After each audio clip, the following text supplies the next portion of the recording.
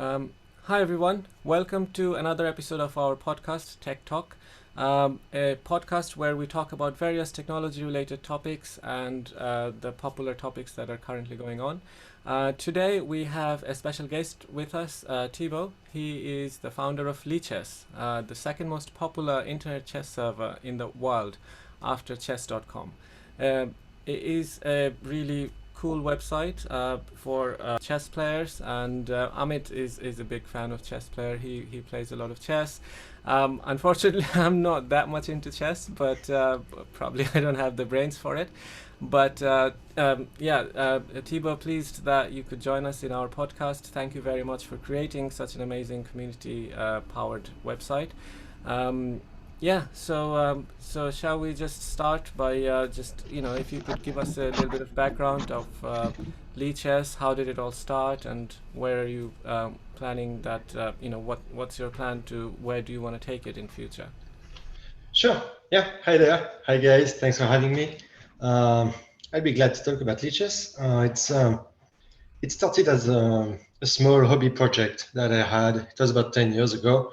I was learning about programming. I loved it with passion. And so the way I was learning is just trying everything.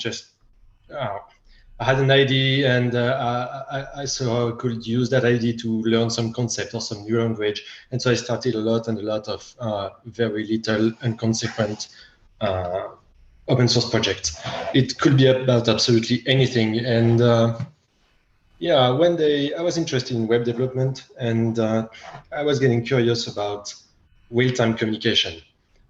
10 years ago, having two browsers sharing information in real time was quite the age, back there. And so I thought, let's try this Ajax thing. And then I needed a pretext, like something to build with it. And I very quickly decided to make a chessboard and use a chessboard as to experiment with real-time communication. And so I did that, and it was really shitty. There was no rules validation or anything, but I could play the moves on one browser and see the move being played in another browser. So I published it, and I moved to the next project. And then a few days later, I realized that some people were actually using it. I was really surprised. So I quickly built a chat in order to communicate with these two people playing on that thing that I never intended for anyone to use. And I put the chat in, and then I started chatting with that first person. There was no accounts. Obviously, it was anonymous, and that person yelled at me that it was a shame that the moves were not validated. So I added move validation, and then they must have told their friends because a few more people came in, and they yelled at me some more, and some more people came, and what happened then.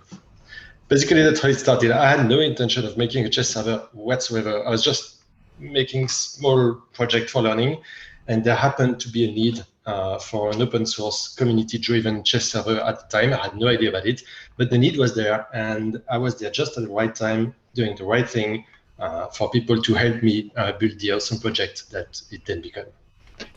Fascinating. This is truly fascinating story. I mean, we get to talk to a lot of founders of various of the community projects, and a common theme is what we come across a lot of the times is that they were not thinking of this becoming one of the most popular projects and then suddenly they realized that they were solving a problem that was that they didn't think about, and this is quite amazing because it just shows that this wasn't driven from a sort of commercial incentive or anything like that. This was purely for your own joy. This project, and that's what really intrigues me.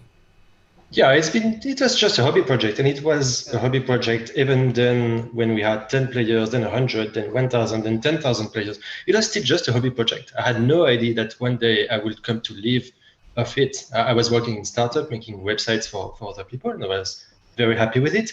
Just working on Lichess during the vacations and at night, and I was paying for the little servers by myself, and that was perfectly fine. And it was like, I think 5 years in that people were really bugging me about adding donations to the site. I was like, okay, fine, I'll add donations so you can help paying for the servers, And yeah, even though I had hidden the donation button pretty well, they still managed to find it and donated so much that within a couple of years, it was vastly exceeding the cost of the servers. And so then there was talk about starting to pay me for actually building Lichess full time and not having to do any other job. And that was, I think, about 3 years ago now. And since then, I'm full time Lichess, and that's awesome. I love it. It is very awesome. So, Thibault, I was trying to read about the beginning of Leeches, and it's very interesting that you use Leeches for the name of the platform. Can you give us a bit of background about how you came up with the name and why you chose Leeches?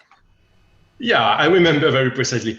Since you guys are programmers, you know that one of the hardest thing to do is naming things, you know? And you want to start a new project, you're excited about the project, and then you're like in front of your terminal, and the first thing you have to type is mkdir, and then the name of the directory, you know? And I wanted to start this little chess application to try out real-time communication.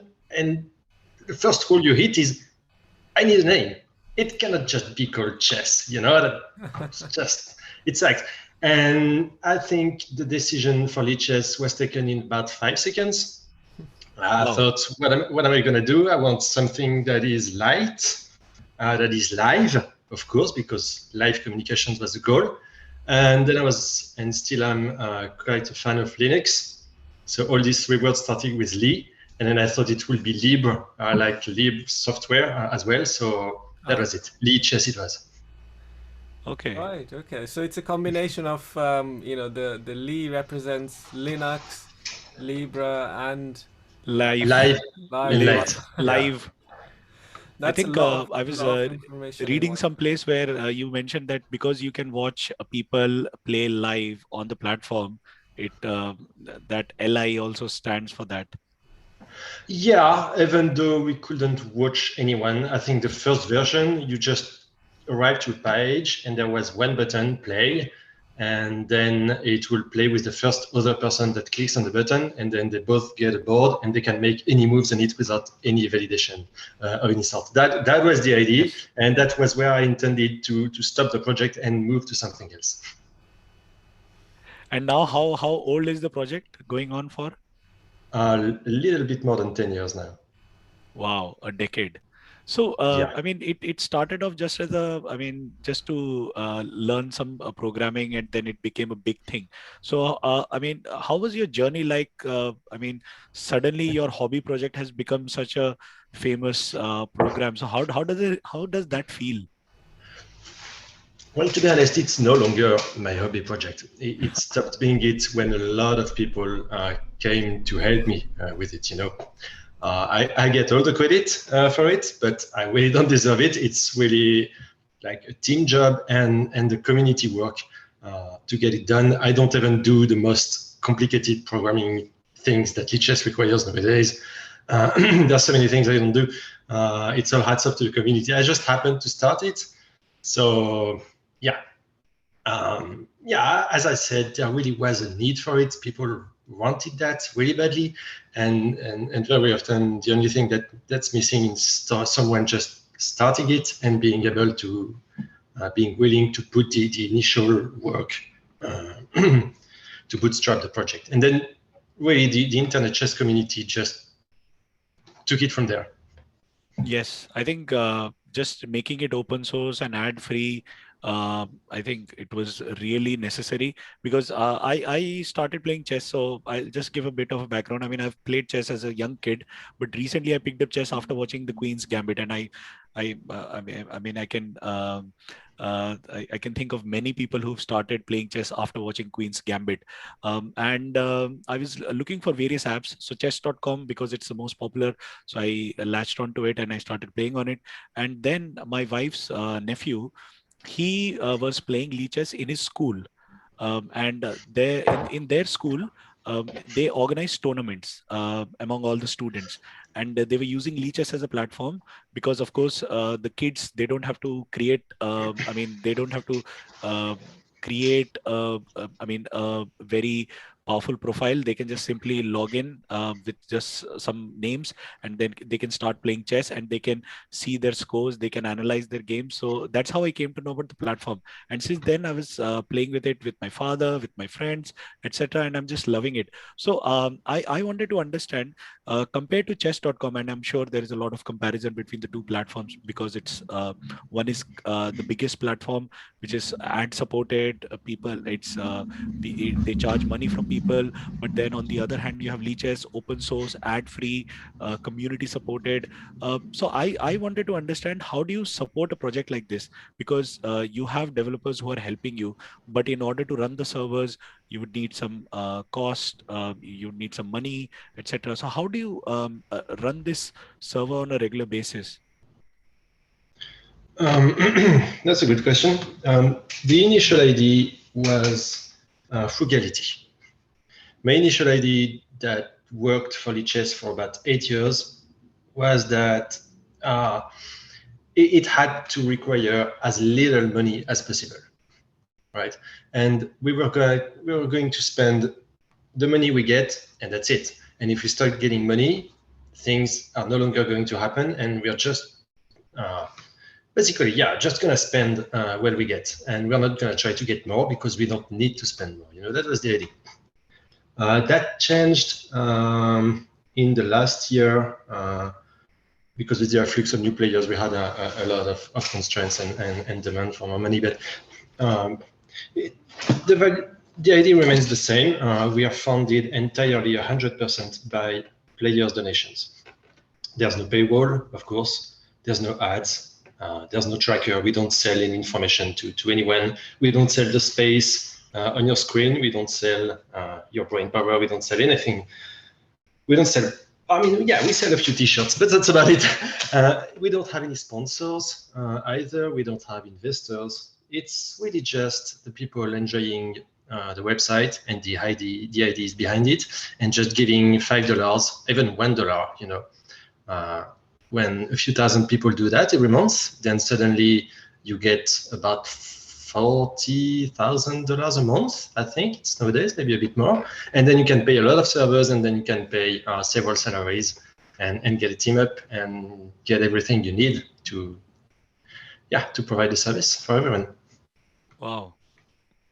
Wow, this is amazing. This is an example of humanity at its best. I mean, something so powerful and beautiful, and it's running ongoing on people's eagerness and donation, solely on donation. That is such a success story and it's so much better than any other sort of business model and other platforms that are running. This just really inspires me to think that if there is a problem to solve, and if you're solving problems, there is definitely going to be a way to move forward and keep giving that service. And people will, it kind of baffles us every month that people donate so much to the project, even though we don't call for donations like at all. Like, it's not Wikipedia style. We never show big banners, help us or we're gonna die. It's never been like that. It's just people just donate to it. It's like a virtuous circle of people enjoying the way we do things, and then they want to help us doing it the same way. I think it's a very lucky model to have due to the very lucky position we are in of having quite a unique project and providing a service that so many people want to use nowadays. It might not be doable with other areas or other topics. I don't know if that can be replicated easily. Maybe not. And in my eyes, the gratuity of it, the fact that it's free of charge and that there is no paywall, it's not the most important things in my eyes. In my eyes, what really matters is it being free software, respecting the user freedom to actually have access to the code that they run in order to be sure that there's nothing naughty going on. Yes, it matters that it matters that we don't show any ads. It matters that we don't do any tracking or use people's computers against them. These things really matter. But what most people think matter, or what they really like, is the fact that it's free.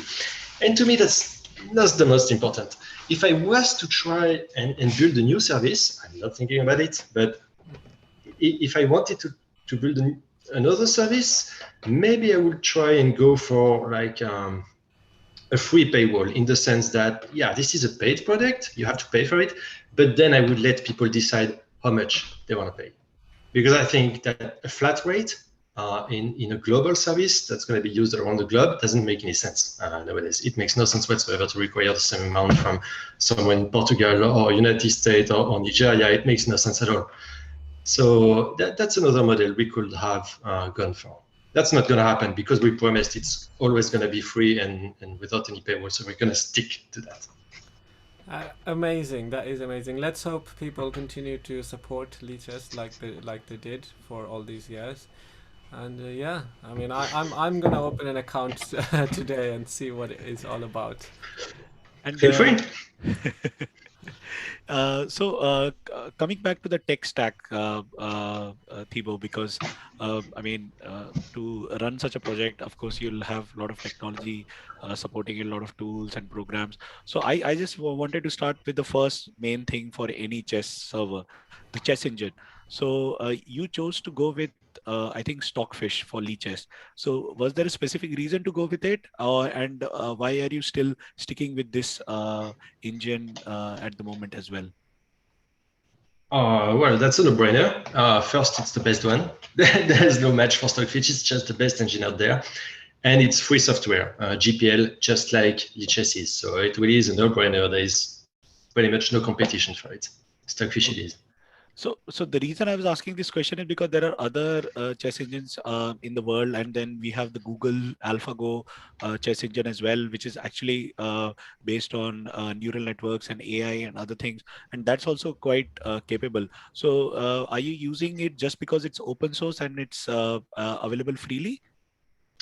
We use it because it's the best for a given amount of money of hardware that you're going to spend. For the same value of hardware, you're going to get the best chess out of Stockfish. For a couple of years now, we had Leela bringing neural networks running on GPUs, and it has very, very interesting results. It can play a very, very strong chess, but you have to run it on expensive GPUs.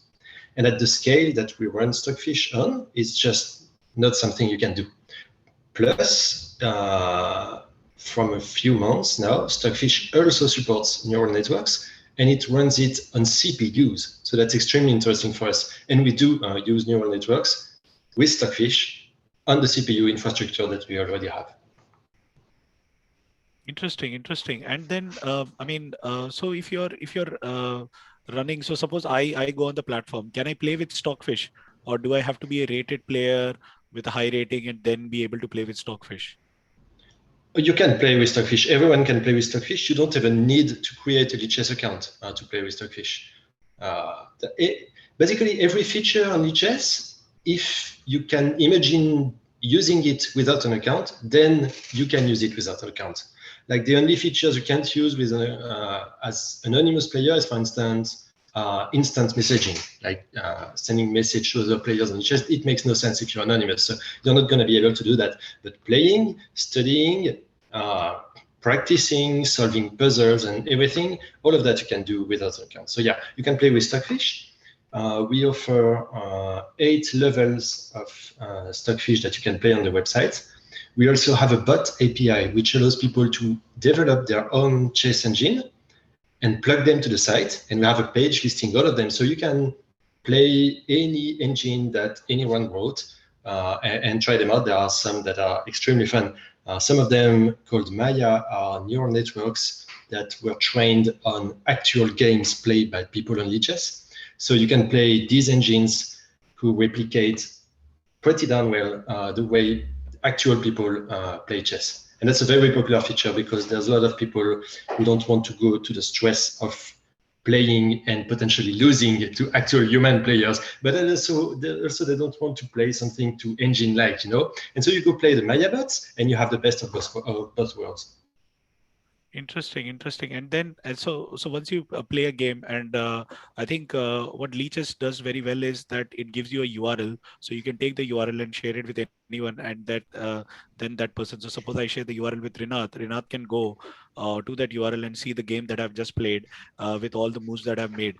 And I've also noticed that you do provide some analysis. So chess.com, it provides analysis, but I think after some games, it's paid, so you'll have to sign up and pay for it. What about Leeches? How does Leeches provide analysis for a game, especially for the moves? So the beginning of the game, the middle game, and the end game. So I want to check whether the move that I made was uh, good or not, and what is the effective score. So can I get that analysis on the platform?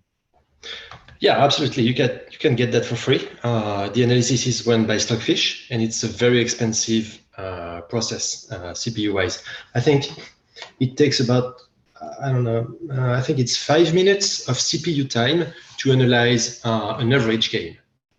So it's pretty darn expensive, and people request thousands of analysis per minute. And the way we solve that problem is that we built, do you know SETI at home? Sorry? Yeah, it's we built a network that allows anyone to plug in their computer or servers and contribute CPU power for the analysis. Yeah, so you're talking about SETI at home, the distributed computing project. Absolutely, yeah. We have the same, basically for running chess analysis. Okay. And thanks to that, we are providing, we had the numbers recently. We are using 1 year of CPU power every day for analysis, and using that network of computers that people provide just for the heck of it. That's really awesome. That's how we provide the analysis free of charge for everyone. And how many games are played on a daily basis? Like on a regular day, like today, how many games would people play on average on Leeches? Last time I checked, it was about 5.4 million games per day. That's massive, yeah. And they're all stored in the database forever with all the metadata and the time spent to play each move, and the analysis of these games. It's pretty massive, yeah.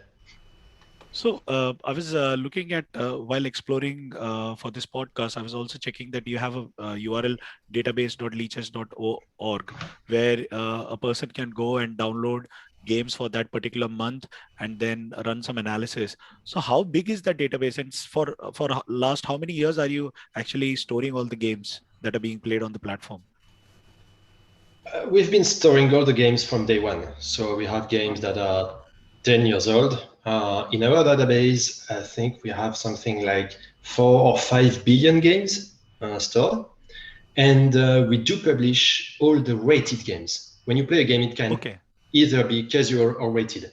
We publish the rated games, which represent about half of the games played. We only publish these because the casual games tend not to be that interesting. People don't take them as seriously, so that there's not as many things you can do with them. But we do publish all the rated games, and it amounts to about 100 million games per month available for download.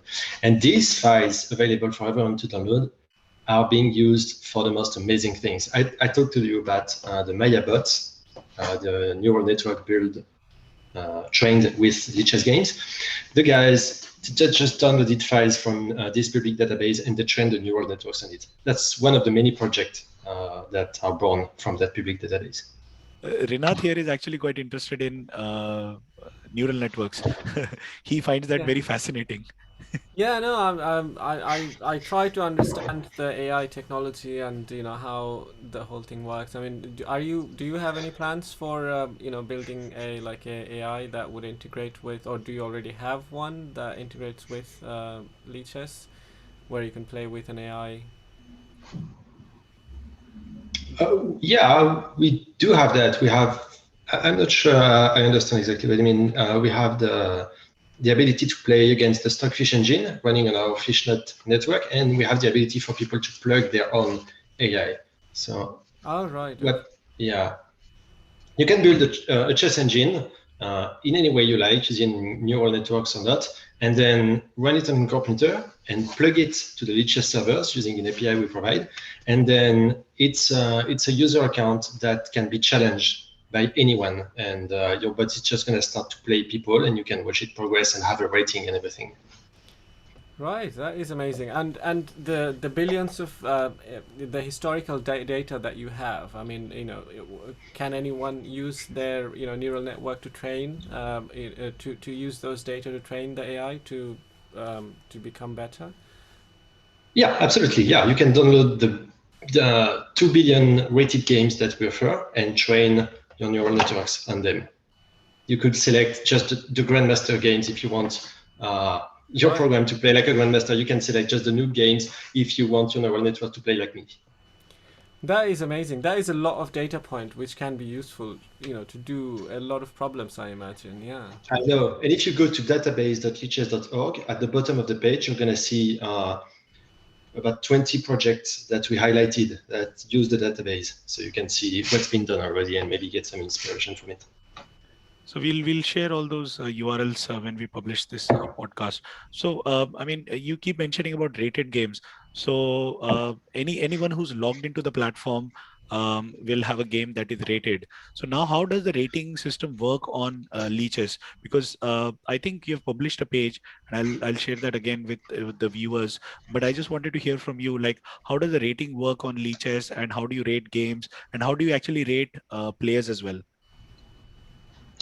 Well, I don't like reinventing the wheel, so I just went for the most popular solution at the time for rating players for two-player games, and it's Glico2 is the algorithm called. I don't know exactly how it works because I don't have to. That's the beauty of it. The way it works is everyone starts with a default rating of 1500, and there is a second value that is the rating deviation. And you start with, I think it's 500, meaning your rating is probably between 1000 and 2000, but we don't know because you have a high rating deviations. And the more you play, and the smaller your rating deviation become, and which means we know with more precision what your rating is going to be. Basically, that's how it works. There's a third value.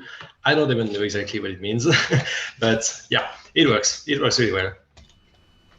So then, I mean, if you know that, okay, people are playing honestly, then yes, of course it works. But then because I had this, I mean, people start abusing you if you don't allow them to re. I mean, make their move, take their move back, and I've reported this on the platform as well. I think Leeches handles it really well. But then, how do you prevent such abuse and then maybe cheating on the platform where how do you predict that, okay, a person is actually playing honestly and not going to I mean hack the rating system, and they're not trying to cheat? Well, there are a lot of things you can do about that. And maybe the most important is I told you about Fishnet, the Stockfish network that we use, and that gives us a humongous amount of CPU power provided by the community. We use that a lot for anti-cheating. Based on some heuristic, we're going to first select the most suspicious games, and then these games are going to be processed by that Stockfish network for similarities with engine play. And from that and heuristic that we have beforehand, and the continuous work of our great moderation team. I love these guys. Big shout out to them. Thank you guys. You make Lichess possible. Thanks to all these things, we can actually handle the cheat problem and provide a relatively cheat-free experience to everyone to play chess and Lichess. Yeah. Okay, so that takes care of the cheating part. But then, I mean, so when someone is playing a game, do you actually analyze those games in real time, or once the games are finished, then you analyze them and then you predict whether there has been cheating done? I just wanted to understand how it works. Does it work real time, or does it work after the game is finished? Both, because there are so many ways of cheating. There are a great many number of heuristics that we use. Some of them are in real time, and in some cases, we are able to automatically interrupt the game while it's being played because we know for a fact that someone is cheating in that game. But most of the heuristics and analysis that we do is after the game is played, of course, because you can't stop someone from doing something bad before they actually do it. And most of the time, we need several games to actually be sure that someone is cheating. It's not always obvious enough to do it within just one game. Okay, so that's interesting. And then, I mean, once the game is over, you have the analysis. We can share the URL, and Leeches also provides a lot of support. So suppose I have an issue with the game, I can quickly report. So is there like a support team behind the scene who's always on call or whatever, and they can respond to people's queries? So suppose I play a game and I had an issue, can I quickly contact the Leeches team? And who's actually responding to us? Is it like a AI bot, or is there a real team behind the support for all these games?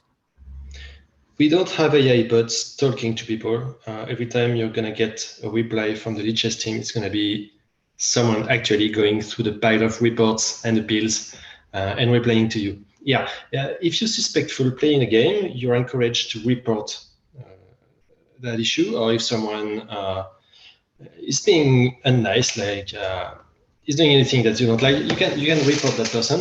We have a pretty complex report system in place that allows a team of about 60 moderators all around the globe to process these reports, warn players, ban players, and then handle the appeals of these players in case we have false positives. So there's a lot of code about it, but mostly it's the work of a great many moderators all around the globe working every day to keep the experience enjoyable for everyone. That's really good to know. And I'm just talking about different features and aspects of the Leeches platform. So coming to now clubs and tournaments. So I was mentioning about my wife's nephew. He is in a school. He's playing Leeches, and then you have these clubs and tournaments. So can you talk us a bit about this feature and how people are using this particular feature to organize their games? Yeah, sure. That's something that became pretty big since the first lockdowns last year. A lot of people who used to play in actual physical chess clubs, they had to stay at home and move their activities online. So we had a lot of demand for tournaments. And the way it works in Lichess is that everyone, absolutely literally everyone, can create their own tournaments, be it the arena system that we created that allows people to get paired very quickly, and it's very appropriate for internet chess, or using the Swiss system, which is a much more traditional way of making chess tournaments. Everyone can make these tournaments, invite anyone they want. They can create teams if they want to restrict the entry of these tournaments to only their friends or their clubs or their school or whatever. They can also relay over-the-board tournaments using the broadcast feature. Most big websites have the ability to broadcast big chess events and chess tournaments and showing all the boards in real time and allowing analysis and commentary. We go the extra step by letting everyone create their own broadcast, which allows club to relay their local tournaments in exactly the same way we relay the chess championships. So it's always the idea of empowering everyone to do the things they want to in the absolute best way and put everyone on the same foot. Wow, amazing. So what's your plan for expansion, or what are the things that you're thinking of adding in future with Leeches? Yeah, I'm not much into plans. I don't really have any plans. Lichess wasn't made by making plans. It's just, Right.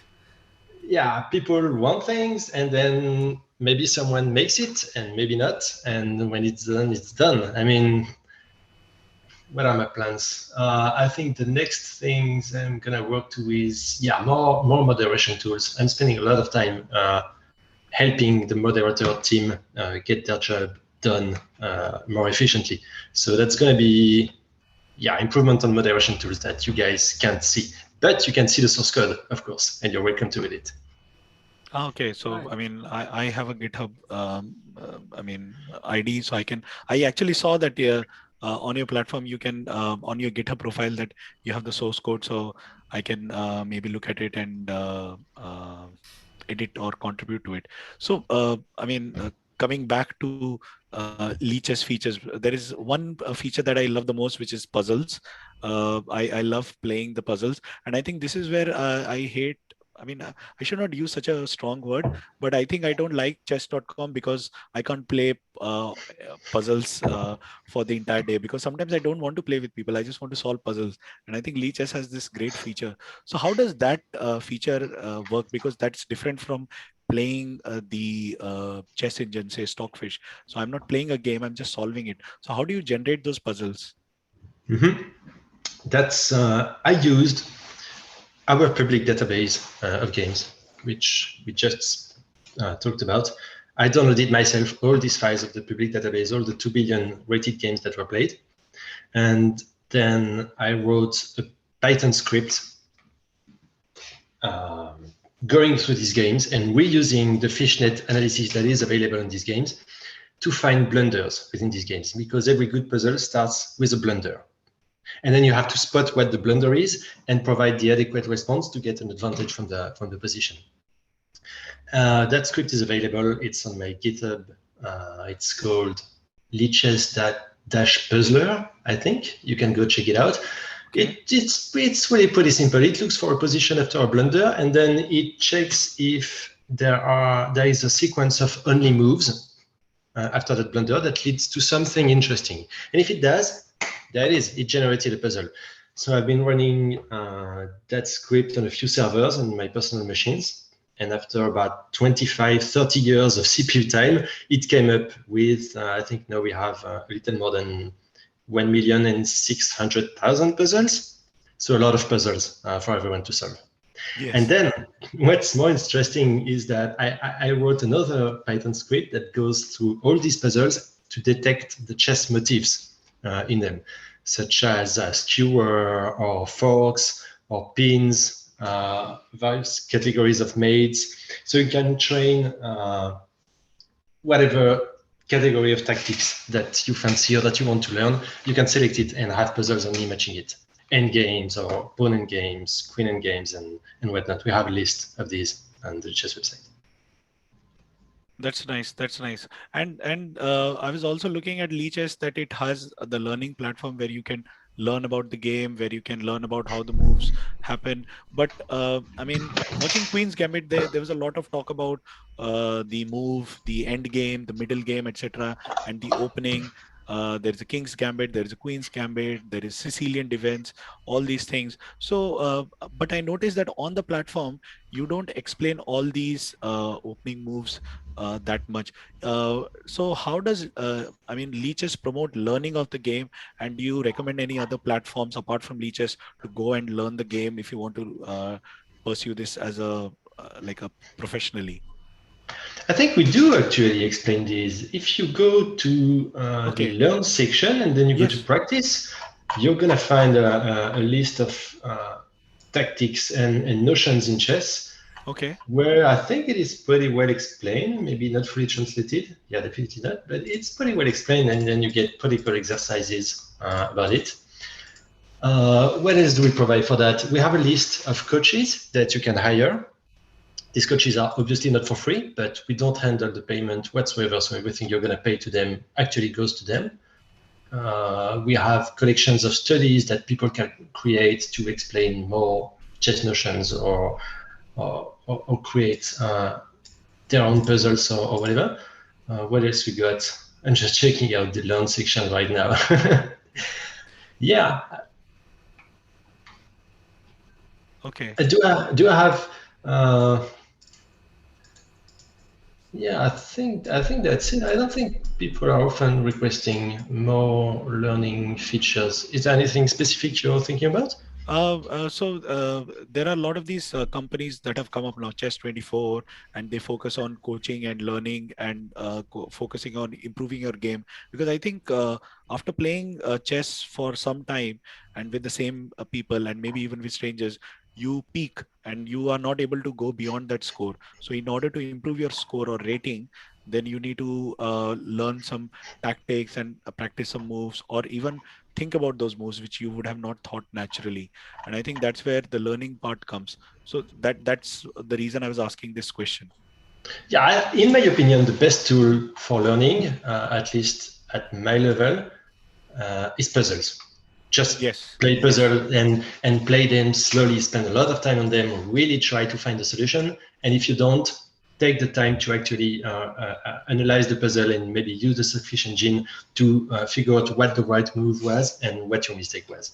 And if you do that, you should get 90% of the tools you need for self-improvement in chess. And for the 10% more, you can go to the coach section and find someone to teach you what you need. Okay.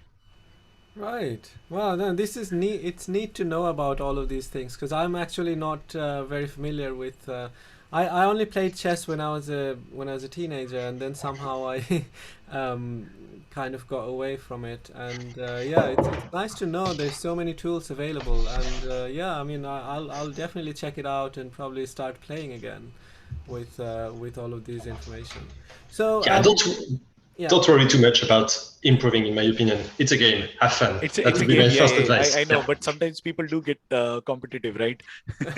Yeah. I wonder. I mean, Thibault, in your opinion, what's your thought on this question? That someone who becomes really good in chess. I mean, obviously, this improves a person's cognitive ability.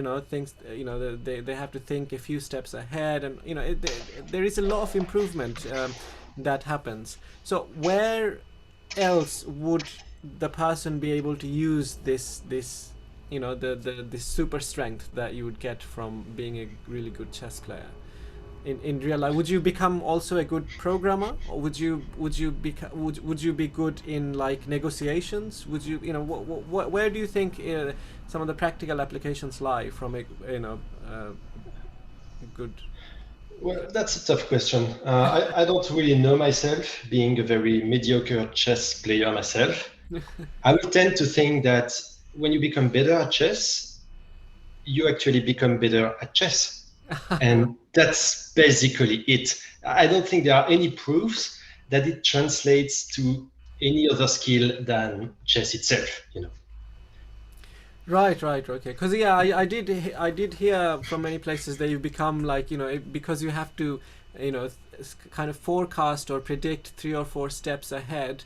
You become good in negotiating and stuff like that. But obviously, yeah, there's probably hasn't been any studies that definitively proves that. But it is. I find it quite interesting how transferable our brain's skills are. If you upskill our brain in one way, it can easily be transferable in many ways. And I'm sure It might be true, but for sure it is a nice story, and nice story are great for selling things and just to let us dream. So maybe something is true about it. I couldn't say for sure. Sure. Yeah, so I guess that's the message for the audience, that please do check out Leeches, and when you do play for fun, not necessarily to gain anything in return. But I mean, obviously, I think strongly that there are a lot of benefits that you would get by playing something. Okay, something so Rina, do you think I've become more intelligent after playing chess? So, Thibault, I mean, coming back to rated players, so one of the main things of having an open source platform is not, I mean, you only have people who, I mean, people are playing chess on it and they were playing casual games, and I think it satisfied the need. And chess.com, on the other hand, they were having grandmasters and other things coming on that platform and playing games. And I've seen that recently, Magnus Carlsen and many other players and proper grandmasters are playing on the platform. So is there a push from Leeches to invite those grandmasters, or their grandmasters are coming by themselves, and because they recognize that Leeches is an important platform, and it is creating a big impact in the chess community? Well, we do have a budget for creating content and paying chess creators, that's for sure. But I think most of the grandmasters that use the site, they just do it because they enjoy doing it. And Yes. for instance, we had Magnus Carlsen using the website every month for a year, and you cannot pay that guy. He just goes and play wherever he likes because he likes chess, he enjoys it. And I think that's the case for most people, including the best in the world. Yes, I think it makes us. I mean, we think of a grandmaster at such a high level, but it's so liberating that you can just go on a platform and play with a grandmaster in a casual game, and then just have fun playing the game that you like. Yes, indeed. Yes, indeed. And yeah, I don't have anything to add. So Thibault, coming a little bit away from Leeches, just interested about you, as in are you working on another new hobby project that might become something really cool in future, or Absolutely not. All my time is for Lichess. That's a one-time thing. I'm never going to be as lucky as I was when Lichess picked me for running that kind of service. Lichess it is, and Lichess it will always be. I don't have any other project. Okay. right. And while I was reading about Leeches, there is a mention about Leeches Foundation. So can you tell us a bit about the foundation as well? The foundation, you probably mean the non-profit association that runs it. Yes. Yes. Legally, Lichess is a French non-profit association. That's the legal entities we work with. And that allowed us to set up salaries first for me and then for other people. It's just a basic French non-profit association. Like, there's not much about it. Okay, and does it do any charitable work, etc., or it's there to just support Leeches as a platform? Its entire goal and reason to be is the Lichess platform. That's Okay. all it does. Yeah. Okay. That is amazing. The way the whole structure you have is so transparent. That's actually one of the key things for running a community project like this. The transparency. And you mentioned earlier in this talk as well that one of the best part of Leeches is not that it's free, but it's also transparent. You're not taking collecting data, or using the user's vulnerability to gain any kind of anything that is outside of their knowledge. The whole transparency bit is actually quite intriguing, and I think more websites, more projects should be like that, because currently obviously data privacy is such a big thing. Yeah, the idea is that it's been the same all along. We are not using Lichess to achieve goals such as personal wealth or anything. I like to say Lichess is not using you. You use Lichess. And that's the way it should be, I think, for services on the Absolutely. I mean, internet. that is such a powerful statement. And most of the times on the internet, whenever you want to do anything, that in one way or another, you're the product. If you're say for example, even if you go on YouTube or Google, you're getting their services for free, but it's not really free. You're selling your attention and your data, and that is not what it should be as an internet culture. I mean, obviously the way internet started, by giving a lot of free services in the beginning. So I think that's how the whole thing evolved. But I suppose we are moving towards more a more transparent internet in future. And I've heard of Web 3.0, which is also looking at democratizing the whole infrastructure. I mean, what's your thought on these new technologies that are coming up? Well, I'm not too optimist. I think that the saying, if you're not paying for it, then you are the product, Yes. is still generally absolutely true, with the notable exception of Lichess, naturally, where you're not paying and you're not the product. And I don't see it going away anytime soon. If you look at what Google is doing, for instance, with their Google Chrome browser, and the direction is going of moving the spying and the tracking from the website to the browser itself, in order to bypass, for instance, all the necessary add-ons such as uBlock Origin, everyone should install that, and preventing people to protect themselves from these practices. And that's the direction it's going. And I don't think the public is sensitive, has any idea about that or what's going on, and neither do the politics. So I really don't have much hope about that. Do you? Well, to be honest, no, you're right, and also I also see the capitalist, society that we live in. I mean, if no one, if people are not making, profit off the service they're providing, then obviously that's not much of a incentive for someone to do something. So yeah, no, that's yeah, you're absolutely right. But I wish that we would move towards more of a transparent, internet where we know what we are giving up when we are getting a free service or a product. A lot of the times people don't even know how their data is being used.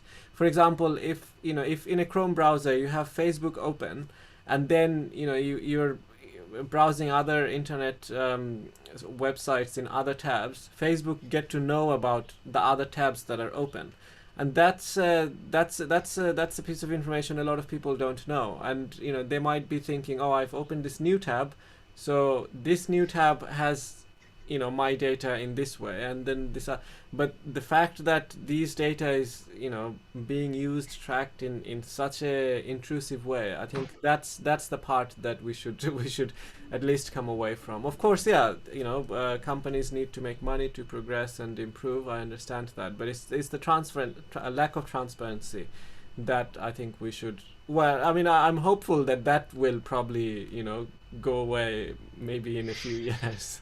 Yeah, that is my hope as well. And that's one of the points of Lichess, to show that other ways of doing things are possible.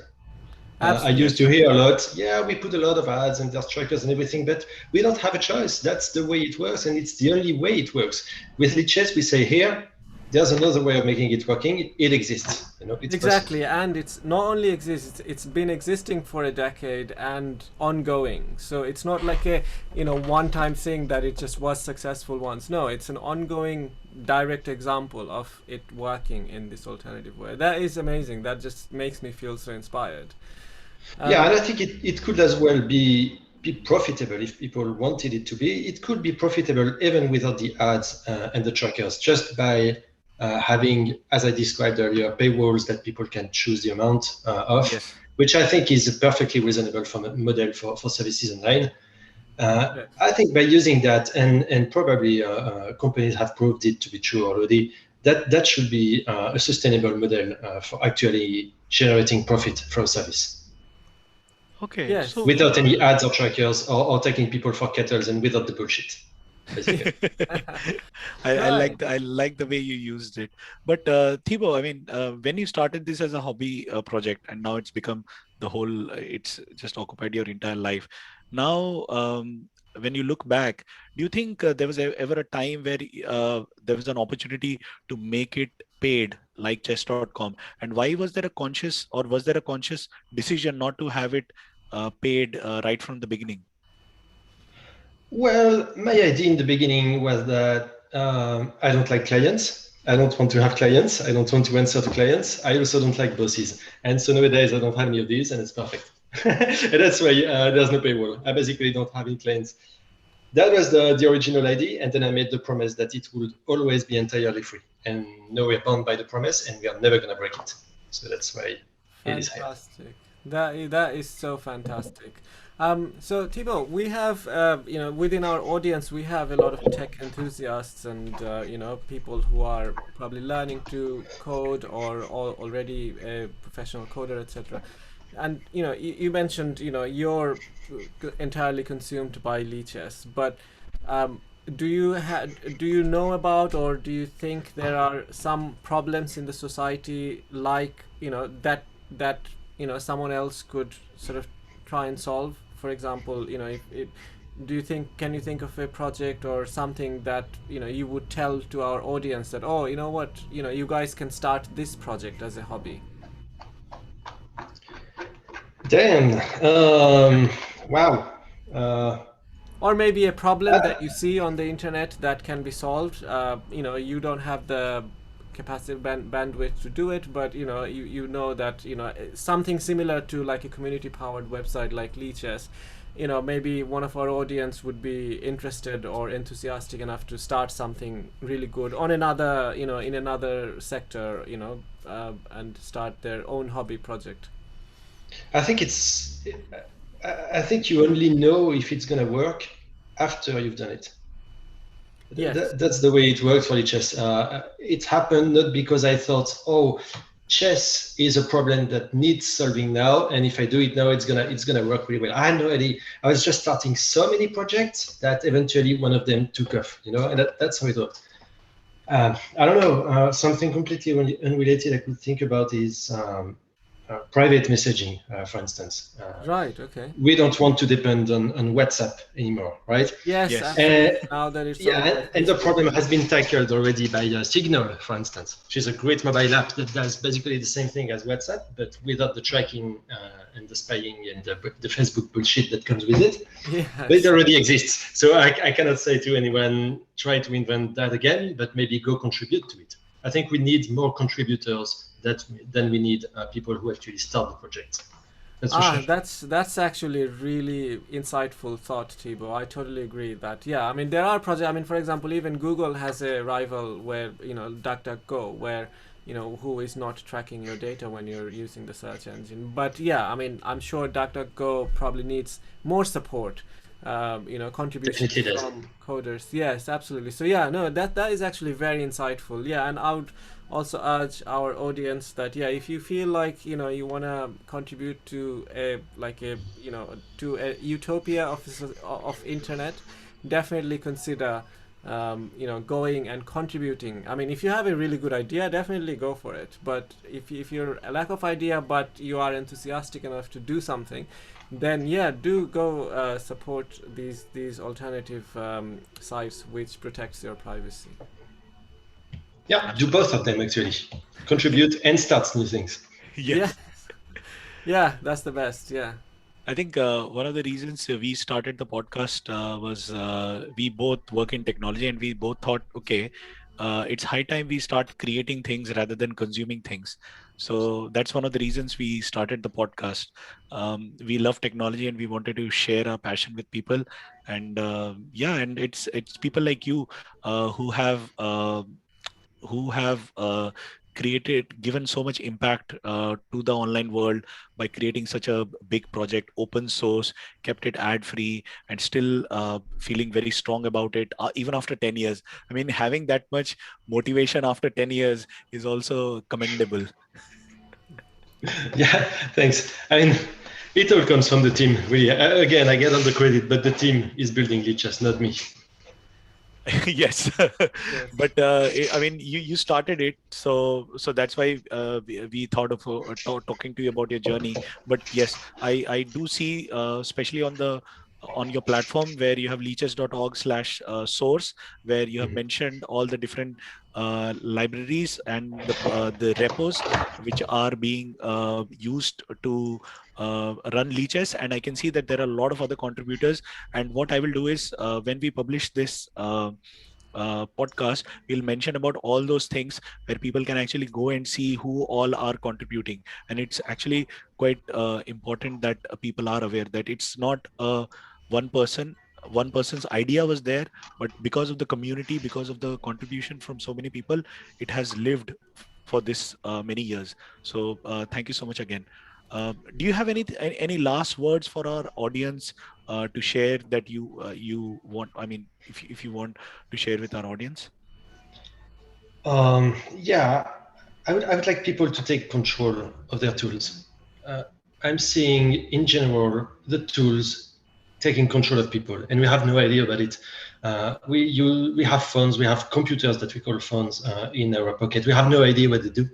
We have no idea, and we should be encouraging people to actually become hackers, and we should be teaching kids how to become hackers, because what's a hacker? It's someone who builds new tools and who deconstructs the existing tools to understand what they do and how to use them and not to be used by them.